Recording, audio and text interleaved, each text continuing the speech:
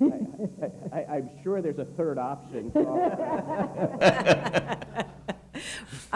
If Roxanne, you back there? if the council goes that direction, he would not be able to communicate with either staff or the city council regarding the Okay. ordinance. You're done? I'm done.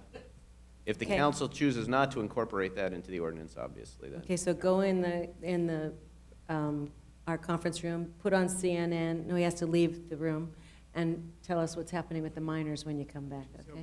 In the Well, back door. No, I'm not going to No. go. You guys are going to be doing this for an hour and a half. I'm going to go to the nearest bar. Okay, fine. Linda? Yes. Can I just ask one question Sure. of council? Could we not have two separate units, two separate issues that we are voting on independently so that we're working on, this first section that Steve can participate in as a separate agenda item? We're working on the. No, Well, what I the mean, city I attorney's suppose- trying to say is that it I Let- looks suppose- like you're let getting him around say it. Right, well, I suppose if you wanted to put this, to say we're not going to consider that proposed amendment as part of this ordinance, but that you're willing to take that issue up as a separate ordinance, you can bring that back at a future council meeting for discussion as part of a separate ordinance. That would be up to That's not fair to the... everybody. Yeah, Okay, it would've I been agree with fair that. I agree with that. continue. Right. It doesn't have much, much benefit, I don't think, since he has been real clear about his, so goodbye. See ya. All right, let's see if we can go forward on this then. Yeah. Okay. We have lots of you that want to, Mr. Dawson. Appreciate if I could ask that Mr. Gilmore of the Department of Real Estate, who's come here on his own, if he could speak as soon toward the front as Well, possible. Mr. Gilmore was our number 2 speaker, so if Mr. Conheim would like to switch places with him, he certainly can. Before we get, Steve, if you don't get out of here, I can't start. Goodbye. I first want to make it clear for everybody who's listening, everyone in the audience, and everyone up here. I heard you say, and I want to confirm with you, we have 9 buildings with 144 units total that have been converted to a classification of common interest development that no one will ever want to do again in this city. That's what I've heard tonight, because everyone will go for condominiums given the choice. Is that true? Well, Can you say that with almost certainty? with almost certainty, I mean, we've had the conversions of 144 units, 9 projects since 2002 to go from apartments to co-ops, to stock Okay. co-ops. And I can tell you that prior to that, we can't remember the last year that someone wanted to come in with a stock co-op to be constructed from scratch. Just to clarify that, the impression that staff has throughout the process is that folks were able to request under that provision because they felt that the standards applicable to stock co-ops would not be as stringent as condos. So by bringing the standards uniform across the board, clearly the preference would be for condominiums rather than stock co-ops. Okay, so we have engineered a classification that is no longer going to exist through a loophole that everyone admits is a loophole, but bravo to those who figured it out and took advantage of it. We have 144 units that could be transferred from the common interest development classification to a condominium classification, which is what every other conversion will be from now on, as near as we can tell. Okay, so I just want to establish that for everybody. The amount is 144, and that this is a classification that will probably no longer be in existence. Kathy, you obviously wanted to say something. I just wanted to ask a question. I know that when we got into this, that we were told by staff that there are some funny little forms of CID in the city. Not many, remember? Not many, but there are, in addition to these 9. So I don't know if you want, whatever you're contemplating, to include or not include all other forms of CID other than condos. I wasn't aware that there was anything additional. Maybe staff wants to talk about them. If they're significant, we should deal with them. If they're not, we should not. There's, under common interest development, it also includes, there's other forms of common interest development, including community apartments is another form that's out there, and there's another form, and I don't know if there's any existing in the city as a community apartment. I'd be surprised. In terms of other stock cooperatives, I don't know of any other stock cooperatives unless, Maddie, you have some. We don't have specific information, but we were told as part of the public hearing processes that took place during the commission review that there is two more buildings that might fall under this type of ownership designation. I would like to note, though, those have been approved quite some time ago and did not proceed through a review that included the conditions that the Right. commission managed to include on those projects. So they have not upgraded to the extent that these buildings have had to? That's correct, yeah. Okay. All right, Mr. Gilmore, wherever you are, thank you for being so patient. And I'm going to let you speak, and then I'm going to pose a question so that maybe nobody else has to speak. Okay. First of all, I'm with the Department of Real Estate, and among other functions, we do regulate common interest developments throughout California. Included in that, a portion of that, is we are regulating conversions from own-your-owns, that's referred to, and also stock cooperatives to condominiums. And we do have a rigorous review. That includes reviewing of the management documents, the condominium plan, the lending, even the homeowner association budget, that it's adequate, and that we are making certain that a viable condominium regime is actually being created. Just a couple of things. In the last 14 years, we've had a massive number of these conversions in California. Hundreds of projects throughout the state, from northern to southern California, have been converting from own-your-owns to stock, and stock cooperatives have been converting over to condominium-type projects. We've never seen the other direction. There's never been a single condominium or planned development that ever went the other way.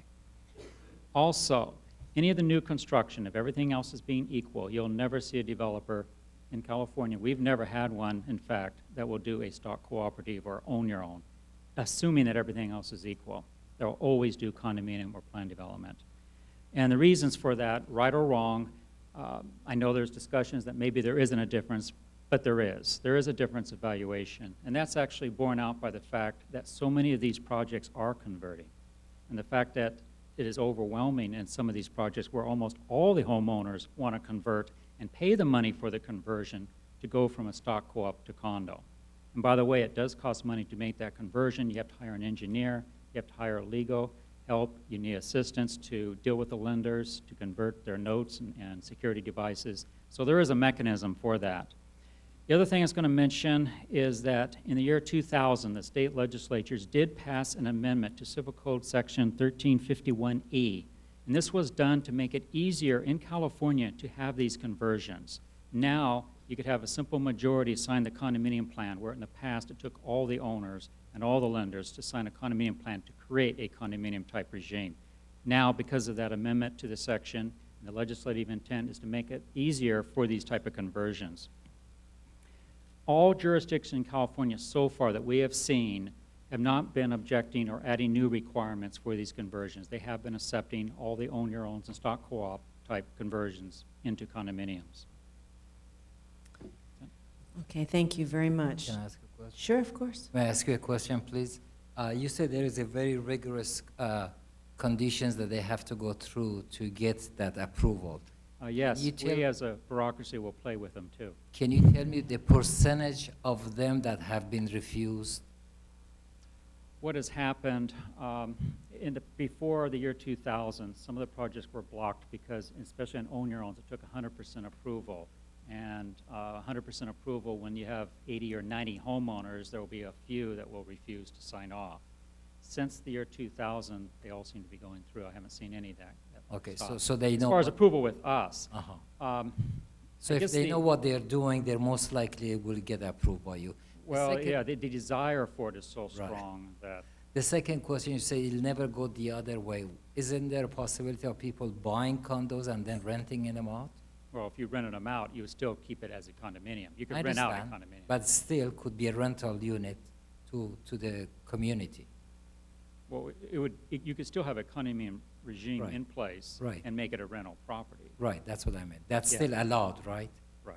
Okay, thank you. But I've never seen it go from a condominium Right. Correct. and collapse that and go into a own your own or a stock You cooperative. need too It's many never happened. approvals, too many people to approve. Thank you. Thank you very, very much. Okay, I have no problem in letting you all speak. You've been very patient, you've waited very carefully. I just hope we can get there maybe so you don't have to. Is anyone here to oppose this idea?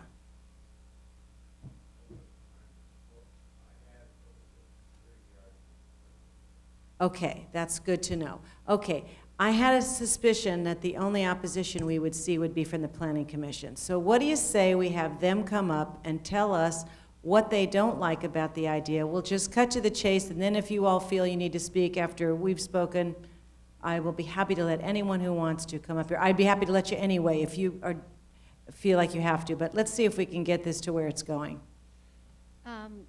We just had a few comments that we wanted to make. Mhm.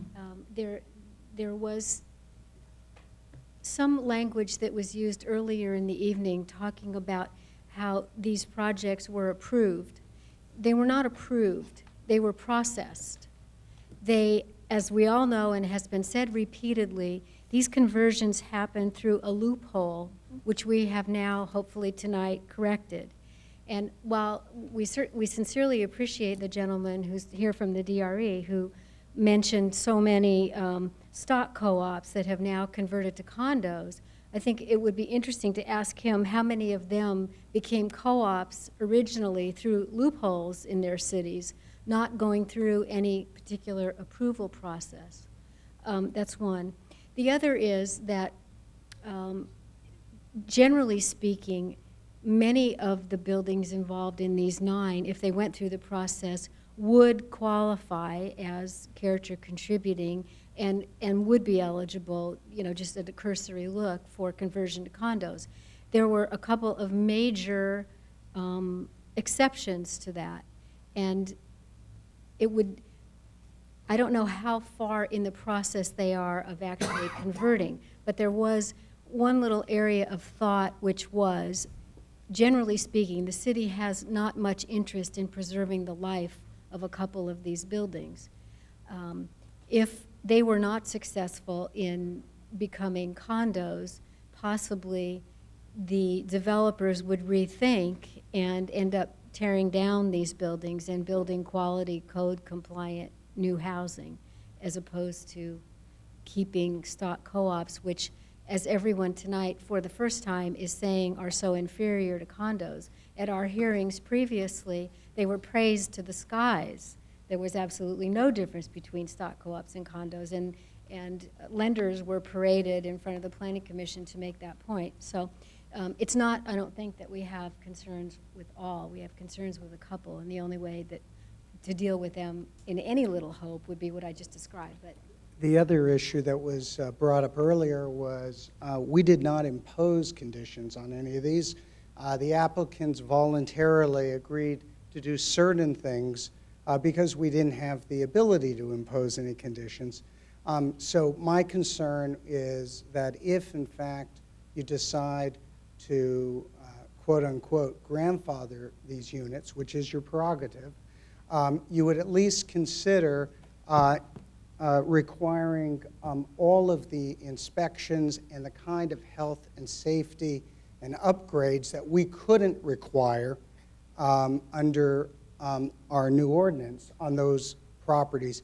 So maybe it can be done administratively, not be brought back to the commission, but that the quality of the units that someone is going to buy will be equal to what would be the quality if they had to go through a regulatory review. I think that's more than fair, Noah, and in fact, if it was going to get my vote, that would be how it would be. My question to you is, Kathy, how many units are represented in the questionable stock? 2 that I can, units? 2 units? 2 buildings. Well, how many units? So they're the biggest, so it would be 30-something, I think, or close to 40. Okay, so 40 out of 144 are questionable. But you feel that if they had to go through the same scrutiny as they would to comply, if you would have had the discretion, that perhaps they'll either get better or they'll fall out? Right. feel differently about it, Okay, if I may. sure. They always used to tell me, and we have a lot of good attorneys here, that attorneys can argue both sides of the same point very successfully. I just saw the same argument done totally opposite of what was presented to us on Planning Commission tonight. I've been screaming that this is inferior, that financial markets do not package co-ops, and we were paraded people and loan officers and people with experience telling us that this is a good thing. And now we're hearing the flip side, that this is not a good thing, and we should let it become. I think what you're hearing, Sharam, is that condos are a better thing. I don't We think... argued that, but my question, I'm sorry if you allow me, please. My question is that why are we rewarding a class? I mean, I've always divided the developers into two classes, the smart developers and very smart developers. The very smart ones are the ones who find the loopholes and own on it and take advantage of it. This is exactly what it is. It was a 1-2 punch. They came to us, they presented a co-op, we could not process it. Because of the loophole, they told us you cannot condition it, you cannot do anything. Basically, we sat there and shook our head. And tonight we're sitting here hearing an opposite argument that why should they be condos? If they're supposed to be condos, let them be condos as everybody else's condos. Why should somebody, just because he found a loophole, be able to benefit from lack of parking, better, a betterment of the building, doing a lot of requirements that we make for regular condos, while every week today we see other developers come in front of Planning Commission. They live by our standards. They demolish or they, try to do whatever they can to do. We are creating a two-class society of benefits for some people, even though if it's 144 units. And that fundamentally does not sit correctly with me. But naturally, it's your decision. But that's what loopholes are. That's what they are. Okay, let's hear from the council first, and then you all can tell me how you feel about listening to the audience. I assume you are all in support of it. You are tenants, owners, and you are in support of it. Okay, all right, thank you. Barry. Okay. Firstly, it is pretty clear that 1 year ago, the co-op conversion was, the hottest thing on our agenda, and there was not this current parade of horribles about co-op conversions. However, I think, and anybody who's been a developer, if you can take advantage of an opportunity, more power to you. It's legal, and if I don't see a tremendous harm in grandfathering some of these units. I do think, though, that there is a way of designating or differentiating between some of the units that were built or that have been upgraded, and some of these units that are on this list, the landlord has put in millions and millions of dollars, and their units are, in some cases, the exteriors are absolutely beautiful and character contributing, but the interiors have been completely upgraded. Some of the other units, buildings, the exterior may not be character contributing, but the inside has been upgraded. And I think we need to, commend those landlords for really adding to the value of the property. But as Commissioner Reams had mentioned, Commission Chair Reams, that there are a couple units that absolutely do not meet that threshold.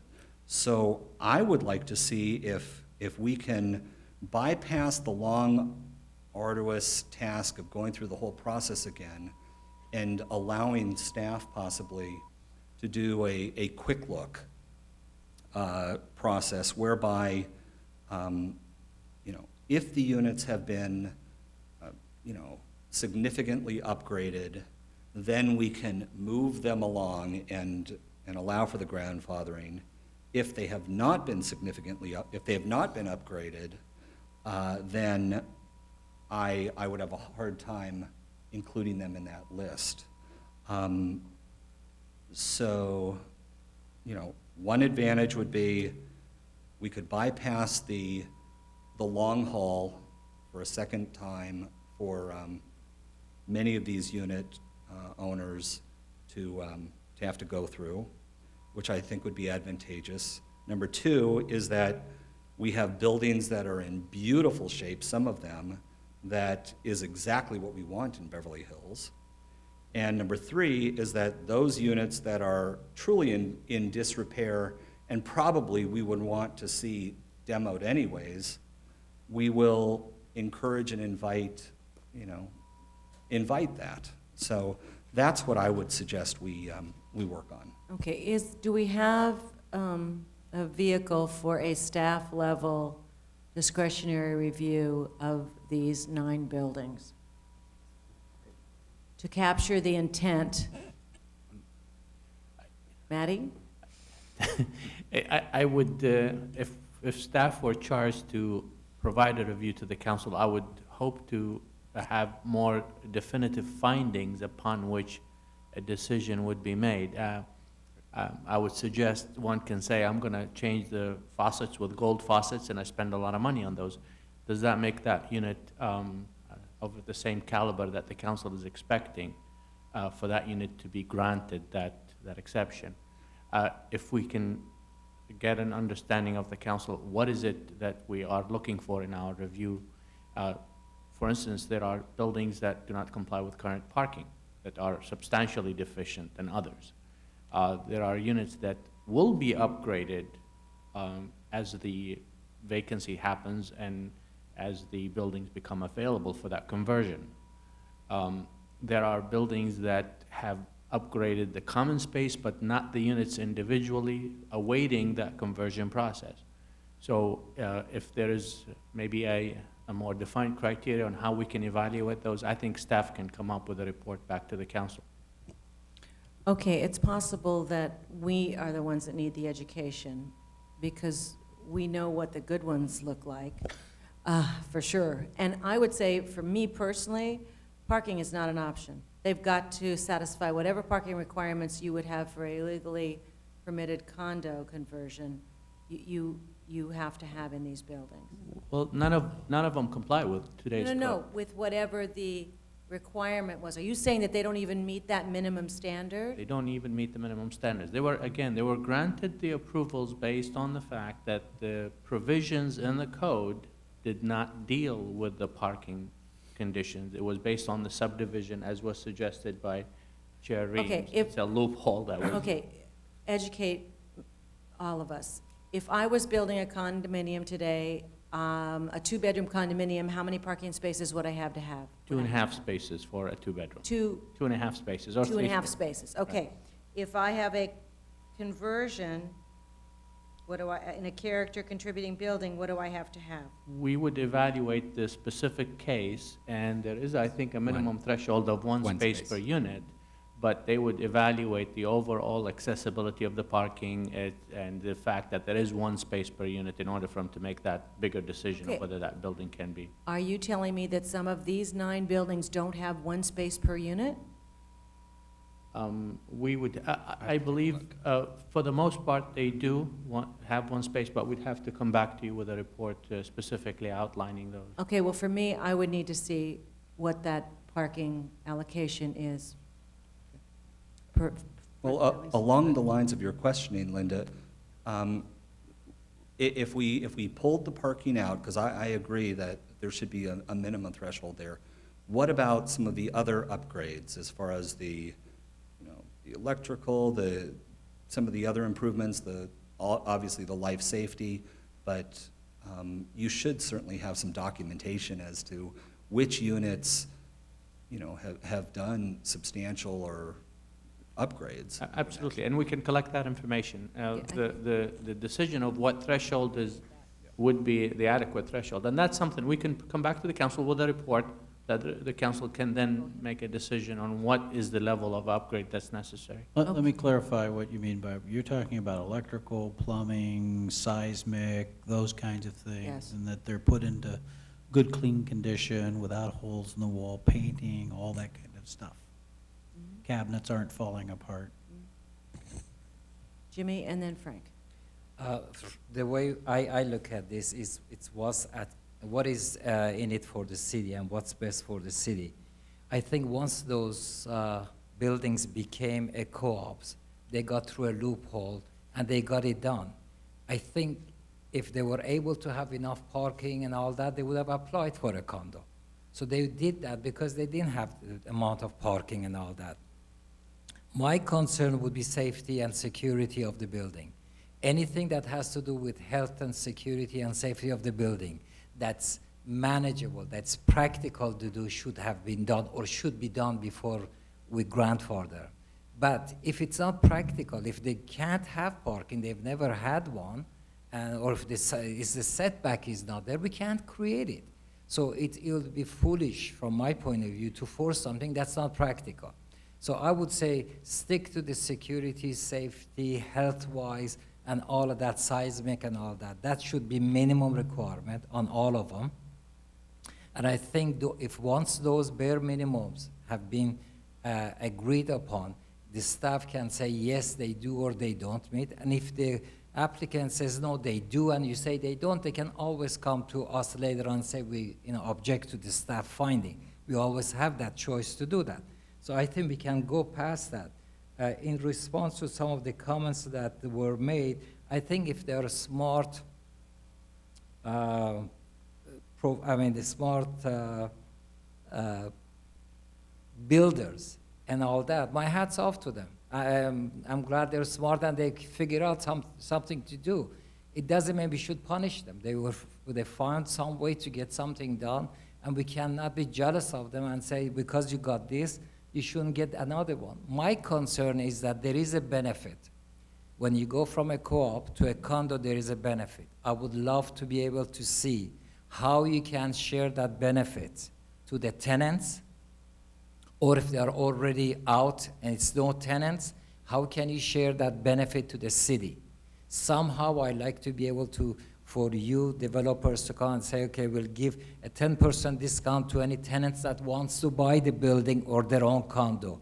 Or if we change it from co-op to a condo, we will give so much to the city for allowing us to do that. Share it with us or with the vendors, with the tenants. Bring it up to the level that's minimum requirement, and I'm okay with that to move on and grandfather them to all of those 144. Interesting. Frank? Well, I heard that out of the 9 buildings from the Planning Commission, only 2 of the 9, only 2 of the 9 they felt would not comply. So I'd like to delegate it back to the Planning Commission. I'd like to know which 2 buildings those are, and I'd be more than happy to, they say the other 7 buildings would comply, be more than happy to grandfather those in tonight. I don't have a problem with that. They're the Planning Commission is the one that we delegate to make these decisions, and we just don't know which 2 they're talking about. Okay. I would still like the units to be satisfied on parking. Life safety isn't negotiable at all, and certainly the general condition. I think that I would be willing to wait for staff to give us a report back on these 144 units, tell us how they look, and make a recommendation. And in the meantime, I think you could probably share